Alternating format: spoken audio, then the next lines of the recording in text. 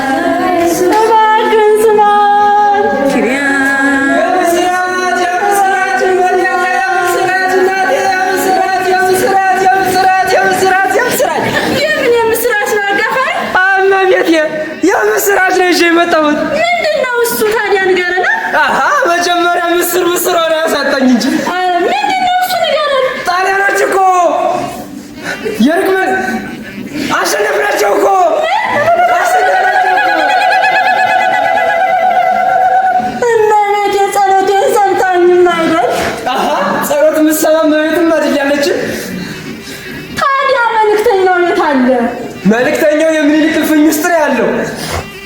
እንዴ ጎበዘኔ ምን እንጠብቃለን? ምን እንጠብቃለን እንጂ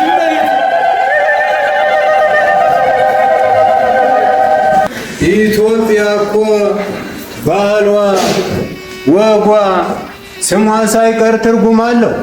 ስረ ወቃሉም ካም ጥቁር፣ ጠይም፣ ህዝብ፣ እሳታዊ፣ ሰላማዊ ይህ አራቱ ነው ቋሚ ትርጉሙ። አበው የሀገራቸውን የአዝመርስታቸውን ስም ያለ ትርጓሜ አይሰይሙ።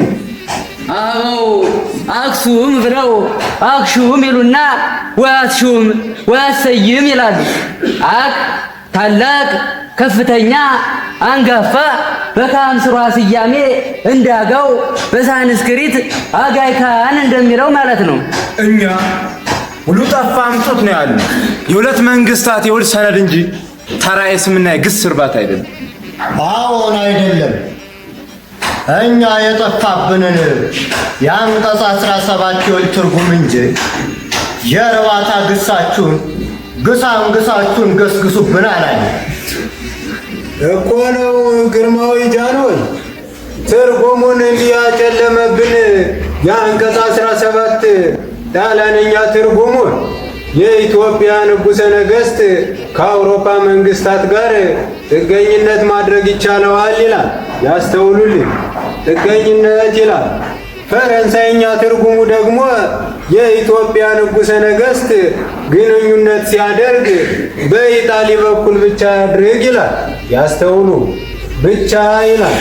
የአማርኛ ትርጉሙ ደግሞ የኢትዮጵያ ንጉሠ ነገሥት ጥገኝነቱን በመተግበር ብቻ ግንኙነት ያድርግ ይላል።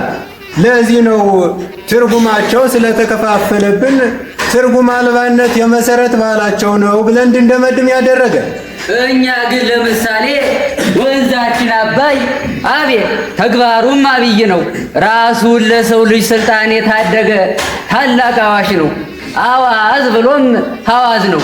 የሰው ወገን ምንጭ ከተማችን ሮሃ ላሊበላ ወካኝ ጎንደር የጎናደሩ የፋሲል ሕንፃ ወታደሩ ዙሪያ ጠባቂ ጎናደር መባሉ። ታዲያ ስምና የአባቱን ስም ሀገሩን ምድሩንና አድባሩን አደባባዩንና ጅረቱን ከተማውንና ተራራውን የባህር ወገን ሳታዋውለን ታጠቅ ዮሴፍ ነጠላ ትርጉሙን እንጂ የሰዋሰው ዘሩን ሳታጤንና ሳታመሰጥር ጥገኝነት የሚል ድምፅ የለም። ከየት አምጥተነው እንዳረግ የጫንህብን? መድኃኒት አልኳችሁ እንጂ ለህመሜ፣ መፍትሄ አልኳችሁ እንጂ ለችግሬ፣ የችግራኛውን መነሻ በደለኛውን ጥፋተኛው ጣጩን አምጡልኝ፣ ከሰሱልኝ፣ ውቀሱልኝ አላልኩም። ምነው መምህር ኪዳነ ወልድ አምጡልኝ ያልኳችሁን የበሽታዬን መድኃኒት አላመጣችሁልኝ?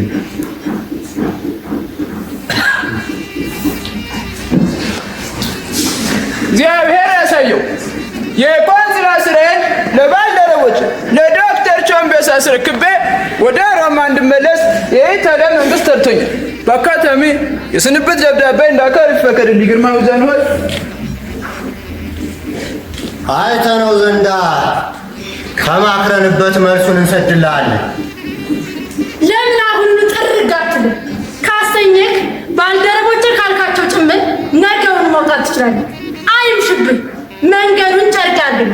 ነገር ግን ከዚህ ችሎት ፈር ዘርና ነቅሳችን ስለ አንቀጽ 17 እና ስለ በለሳ ማሳ ወረራችሁ ቅን ሐሳብ አለ ስትል የነበረውን አሁኑን አውጣት። እስኪ በላባው አውጣት። ከከፈቶ በስተቀር የምታውቀው ነገር ካለ ኮንታንት ነው ልጅ። እኔ አሉላ ባነጋ ሞራልን አብጠርጥሬ ለማቅረብ ታውቀኛለህ። ዶጋሌ ላይ ጅራፌ እንደ ጉዴ ተለመው የሌባ ባልደረባ የሰላምን የሚጀርባ ይናገር። ታውቀኛለህ። እንኳንስ ወታደሮቼ አባው ነጋ ፈረሰብ ያንተን ቢጤጣሮች ተራምዶ ከቀይ ባህር ውሃ እስከነጋማ ውሃ መጥጫት ነበር። ታውቀኛለህ። ደማ ቢሆን ግን ከችሎቱ ፊት አቅርቦ ነበር ጀርባህን በጅራፍ መገሽለት። ይኸው የትግራዩን ገዢ ራስ መንገሻ ዮሐንስ በስልጣን አጭበርብረህ ለሙናና በለሳ ወራ በቃው እኮ መላውጣት። ከቅጽበት በቀር የምታውቀው ነገር ካለ ኮንታንት ነው ልጅ እኮ በለውጣታ። አሁን አውጣት። ብትፈቅድልኝ እኮ የቶች ንግሥተ ነገሥት እመቤት ስለ አንቀጽ 17 ስህተት ሌላ አዲስ አንቀጽ መለወጥ እንችላለን። ምናልባት የኢትዮጵያ መንግስት የኢጣሊያ መንግስት የዋለችለትን ዝርዝር ብድር ውለታ ሳንረሳ በሜቱ እግዚአብሔር ያሳየው። ኢትዮጵያ ውለታን አትረሳም። ውለታ በላ አይደለች። ለውለታ ወረታችሁ አንተ ቁንጽል አንቶሎኒ እህል ላበደሩ አፈር እንዲሁ ጣብ ብድር ከፈልከኝ። አሁንም ቢሆን እኮ ሲጠጡ ተሻሽሎ ጻፍ ነው ያሉ። አሁንን ስለ አንቀጽ 17 ማሻሻያ ይራቀቅ ማለቴ ብድር ከፋይ ያስብለኝ። ምን ተብሎ ይሻሻል? ምን ተብሎ ይራቀቅ? ንገረኝ እስኪ አንተ። እሺ እርሶ ከፈቀዱ እንዲህ ተብሎ ይራቀቅ። ምናልባት የኢትዮጵያ መንግስት ሲገኝነት ቢፈልግ ከኢጣሊያ መንግስት ውጪ ሌላ ትምህርትም ተብሎ ይተካል። ቶክቶካ አንዛይ ክሪያንጓ ቶክታካ እንደው ባጭሩ ኢትዮጵያ በጣሊያን ጥገኛ ስራ ለመሆኗን ያሳውቃል ብለህ ብትጽፍ አይሻልም? ኮንታንት ሆኖ ይበቃል። ለዛሬው እዚሁ ድረስ ይበቃናል። እኛ የራሳችንን መልስ እናረቃለን። እናንተም የራሳችሁን መልስ እንደ ፍጥርጥራችሁ አርቁ። ለራሳችሁ እንጂ ለእናንተ እንወቅላችሁ አትበሉ። ነገር ግን በእያንዳንዱ ርዕሰ ጉዳይ መነሻ ላይ ስለ ኢትዮጵያ ጉዳይ ስታረቁ ኢትዮጵያ ለኢጣሊያን ያላትን የወዳጅነት ስሜት አስልቃ እንደምትጠብቅ አርቅቁና ጻፉ። እንዲህ ብላችሁ አርቅቁና ጻፉ። አንደኛ፣ የኢትዮጵያ መሬት አካል የሆነው የሙናና በለሳ መሬት መወረር የኢትዮጵያን ንጉሠ ነገሥት እጅግ በጣም አስመርሮታል። ስለሆነም ወራሪው አካል በጦሎ ለቆ እንዲወጣ ለአውሮፓ ኃያላን ሀገራትና ለዓለም ነፃ መንግስታት በእናንተ በወዳጃችን በኩል ከአክብሮት ጋር እንዲደርሳቸው መልእክታችን እናስተላልፋለን። ሁለተኛ፣ የውጫሌውን ውል በተመለከተ በተለይም የአንቀጽ 17ን ውል በተመለከተ ኢትዮጵያ ላለፉት 2 ዓመታት ለመጪውም 3 ዓመት በድምሩ የውሉን 5 ዓመት አለማወቋን ታስታውቃለች። ሶስተኛ፣ እስከ ቀሪው 3 ዓመት ድረስ የአንቀጽ 17 ነገር ይረሳ ማለት አይደለም። ግርማዊ ጃንሆይ እንኳን አይደለም እስከ ቀሪው 3 ዓመት እስከ ቀሪው 3 ደቂቃ አንተም እኔም የሚሆነውን አናውቅም። ሶስተኛ፣ ወዳጃችን የፈረንሳዩ መንግስት በቀውጢው ሰዓት ላደረገልን 16 ዘመናዊ የመድፍ ስጦታ ኢትዮጵያ ባለውለታነቷን ታረጋግጣለች። እንዲህ ብላችሁ አርቅቁ ጻፉና ሐሳባችን አንድ ወጥ ከሆነበት ማህተማችንና ፊርማችንን በላዩ ላይ እናሰፍርበታለን። ለዛሬው እዚሁ ድረስ ይበቃናል።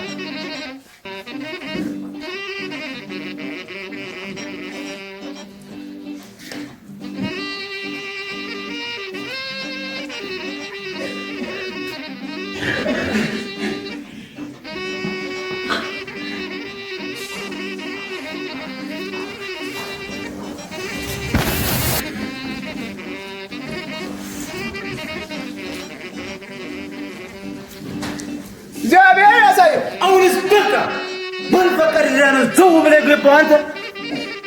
ይሄ የጌታዬ ምኒልክ እልፍኝ ደጅ እንጂ ጣሊያን ጀልባ መሰለ እንዴ? እናንተስ ቢሆን ከዚህ ነጫጭባ ጋር ማን ፈቀደላችሁና ነው ዘው ብላችሁ የገባችሁ? ንገሩኝ፣ ማን ፈቀደላችሁና ነው? ኮንታንቶሎኒ ነው ያመጣል። አዎ ጌታው፣ እርሱ ኮንታንቶሎኒ ነው ተጠርታችኋል ያለን ጌታው። ምን ሲያክለፈልፍ በጓሮ በራ መጣ ኮንታንቶሎኒ? ይሄ ሴፍ የሚባለው ሲያክለፈልፍ ያመጣ። ይህን ጊዜ አስቀድሞ መጡ ስለ አንቀጽ 17 ማሻሻያ ይራቀቅ ሲሉ ይህን ጊዜ አሁንም እስከ ቀሪ 3 ዓመት ድረስ አይነሳም ከናካቴው ይረሳ ብሎ አሁንም አጣርቆት ብታል። ይሄ አንተ በጌታዬ በምኒልክ እልፍኝ ደጅ ውስጥ እንዴት ብሎ እኮ ነው ግርማ አምጫረ? እንዴት አሽከረን ፊት መምታት ማለት እኮ እኔ የመታኛል። እሱን እኮ መቤት አሽከረት እኮ በሚጽዋት በዛ የምጽዋት ሰጉሮ የቀይ ተገዢ ያደርግ የሀበሻ ልጅ ሀበሻ ለምን ወገኔ በአንድ የኢትዮጵያ ጃንጥላ እንደምንጠለን አንተ ማስቀድመህ ማወቅ ነበረብህ። ይህን ጊዜ ሁለት እምነታለሁ ብሎ አባ ማስያዝ መንፈሳዊ አባቱን ጭምር የካደ ወደም ዝም በል ተኩላ ግርማ ጭምር ናቸው አባቱ። ነፃ ኢትዮጵያ ብቻ ናትና እርፉን ነገር ተውና ኮንታንቶሎኒ ስትክለፈለፍ ወደ መጣበት ነገር እንመለስ።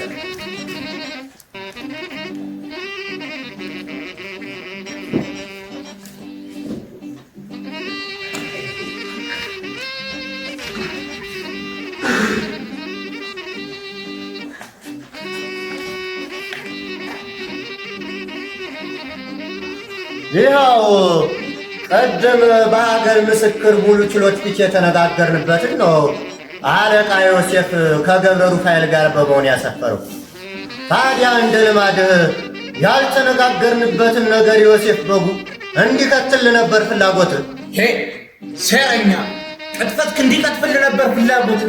አስቀድሞስ ቢሆን ኢትዮጵያ በጣሊያን ጥገኛ ስር ናቸው የሚል ቃል በእኛም መዝገብ አማርኛ ላይ የለም። አንተው ነው ከምትቀጥፍበት ቀጥታ ከምትቆርጥበት ቀጥሎ ተናገርከው አለ የምትል ከሆነ ይኸው አሳየና። እኔ አማርኛ አላውቅም። አውቃለሁ ብለህ አይደል? አንብቤያለሁ ተረድቻለሁ ብለህ የፈረምክበት ደግሞስ ቢሆን ከአማርኛ ቋንቋ ወደ ጣሊያኛ ቋንቋ ያሰኘህን እየሞጀክ የፈረምክበት አንተ አይደለህም? የኢጣሊያኛውን ትርጉም እንዲህ ከተነተናችሁት የፈረንሳይኛን ትርጉም ለምን አተነቱን? እኮ በላ ደግሞ ሌላ ሶስተኛ ሽርበ ጀርባችን ጀምድምብና አቶ ኮንታንቶሎኒ አንተ የኛን አማርኛ እንደካርከው እኛም ያንተን ፈረንሳይኛ አናውቅልም። እኛ አናውቅም ስትባል ኮንታንቶሎኒ ጠዋት ጃንሆይ የመከሩ ምክር ለራስ ብቻ አውቅበት ያሉ ቋንቋው እንዳይሳይ ነው አንጎል እንደመገጨት የለጎምክበት ገገት። ገገትነቱንማ አንተ በምታውቅበት ወቅበት ወንድሜ። እንግዲህ አሁንንም ሰነድ አላውቅም ካላችሁ ለእኔ ስጡኝና ለመንግስቴ ወስጄ ላስረክ። እንግዲህ ወዲህ የምናስረክበው ነገር ቢኖር በገንዛ መልእክተኞቻችን እጅ ነው። ቀደም ላቀረብኩልን የስንብት ደብዳቤ አሁን ተቀበለናል። ከዚህ በኋላ ከሀገራችን አሰናብተናል። እሰየው። እንግዲህ ኮንታንቶሎኒ ከእኔ በቀር በዓለም ላይ ግዙፍ ታላቅ የለም ትላለህ። እንግዲህ ይኸው እንዳንተ አይነት ብራቃን የማይታወቅበት ቀን ይመጣል። በተፈጠመ ኮንታንቶሎኒ ቅድም የሰለጠነ ቋንቋ ላልከው ነገር ኮንታንቶሎኒ ስልጡን ቋንቋ የስልጡን ህዝብ አኩሪ ልሳን መገለጫ እንጂ እንዳንተ በሐሰት የሚሟዝቁበት አይደለም። ሐሰት የራሳችንን ቋንቋ ማደናቆራችሁ ነው በማለት ሐሰት ከኢጣሊያ መንግስት ጋር ሰበብ ለማግረድ በገሃድ ማንነት እናሸሽ